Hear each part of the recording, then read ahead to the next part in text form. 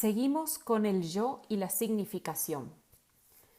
Una vez que tenemos la función materna, el tiempo lógico de función materna, llega el tiempo lógico, el tiempo lógico de función materna donde es necesario esta díada, esta monogamia, este mundo monogámico y esta célula unida de unión inseparable entre madre e hijo.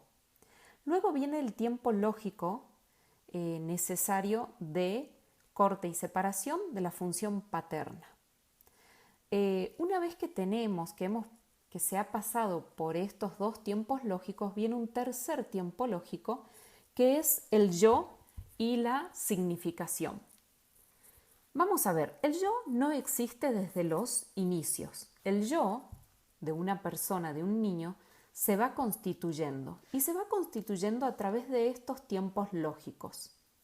Entonces, la característica propia del yo, a medida que va avanzando en los tiempos lógicos, este yo va aprendiendo también a hablar, a expresarse y a tomar, a poder decir y expresar todo lo que fue tomando a partir de estos tiempos lógicos anteriores.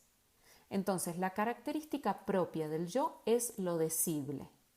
Cuando hay un yo es cuando ya nos vamos situando dentro del tiempo de la palabra hablada, del lenguaje hablado, de las primeras palabras, de los sonidos sueltos, de cómo el yo ese poco a poco se puede ir nombrando y diciendo yo soy Juanita Pérez.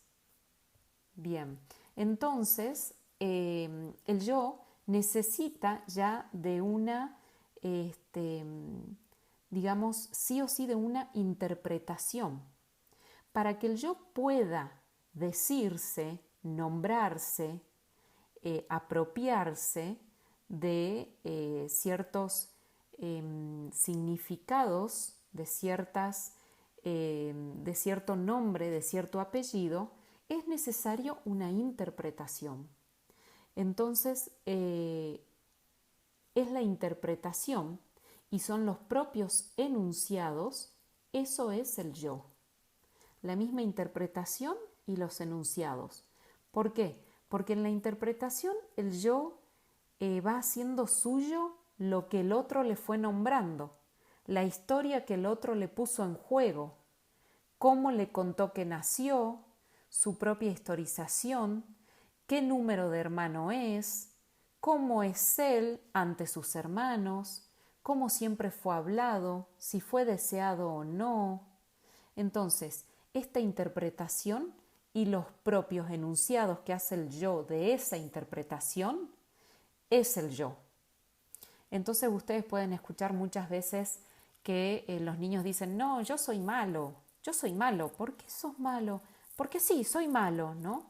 Entonces se va viendo cómo se va nombrando, cómo lo han ido nombrando a este niño como malo, torpe, bruto, no hagas así.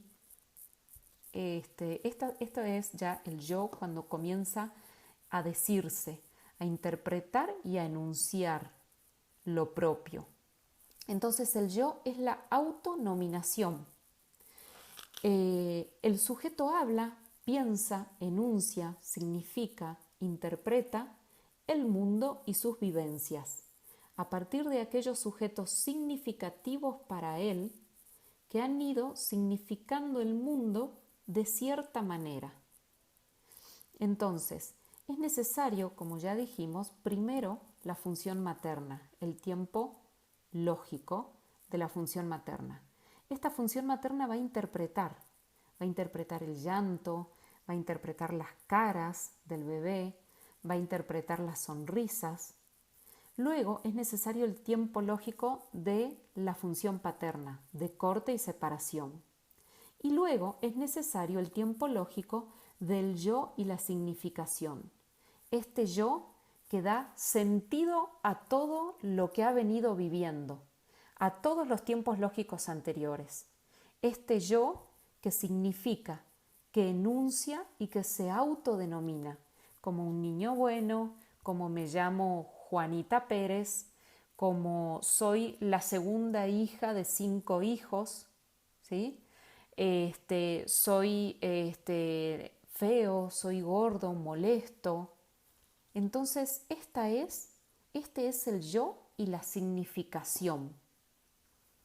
Bien, pasemos entonces al proyecto identificatorio e historización.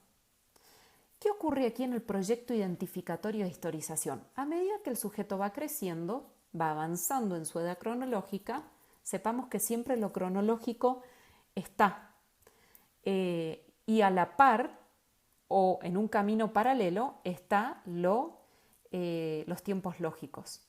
Entonces, a medida que el sujeto va creciendo, el sujeto, es decir, este yo, se constituye a partir de un relato, de una historización. Este relato que fue hecho por los otros significativos para ese sujeto. Este relato le permite al sujeto proyectar y armar su futuro.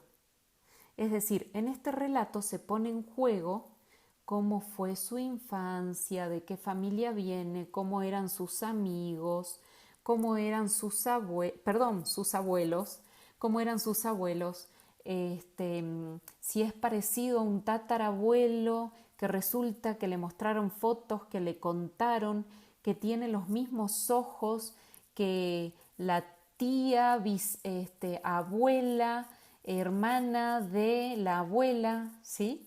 Entonces, todo toda esta historización es necesaria para que se vaya constituyendo el propio yo y para que el sujeto vaya armando un proyecto con el cual identificarse. Si el sujeto no tiene esta historización, pues no va a tener mucho para agarrarse en un proyecto, en un futuro. Por eso esta desesperación también de los desaparecidos, de encontrar realmente la verdad de su historia, ¿sí? Un ejemplo es esto, que uno dice, pero ¿por qué tanta desesperación? O de las mismas personas adoptadas que en algún momento necesitan saber de dónde vinieron. Por ejemplo, ¿de dónde vinieron? ¿Quién fue verdaderamente su mamá, su papá? ¿Qué pasó? ¿Cómo fue su historia? El sujeto necesita de esa historización para luego poder mirar y proyectar su vida en un proyecto que los identifique, que se sientan identificados.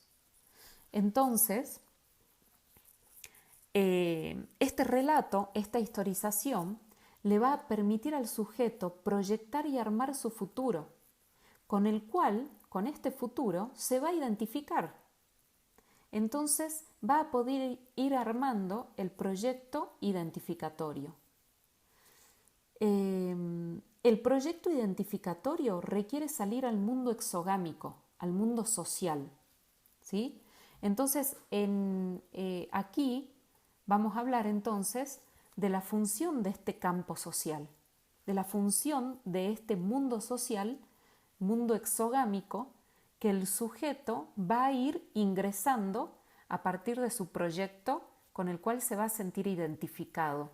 Es decir, va a sentir que este proyecto es suyo, que ese proyecto es suyo, le pertenece, que tiene de su deseo, que tiene de su búsqueda, que tiene de lo que desea, de lo que fue encontrando en la sociedad que está su pleno desarrollo, su deseo puesto ahí en juego.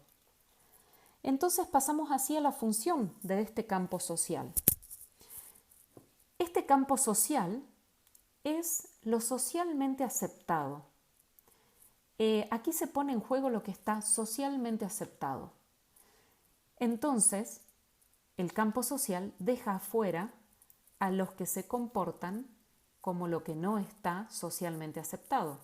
Por ejemplo, salir a caminar por la plaza totalmente desnudos, esa persona estaría por fuera del campo social, no estaría, no tendría la ley simbólica y las reglas que socialmente aceptadas que imparte este campo social. Algo pasó ahí con la función paterna, con la regla esta, con la ley que es estructurante del sujeto y ordenadora.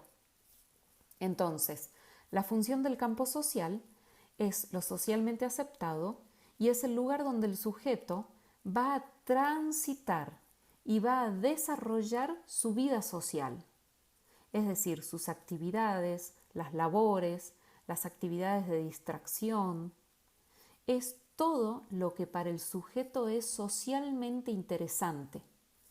Cuando hablamos de socialmente interesante, hablamos de la puesta en juego del deseo. Al tener una falta, el deseo está siempre circulando y este deseo va a entrar en circulación y va a ser puesto en juego en lo social.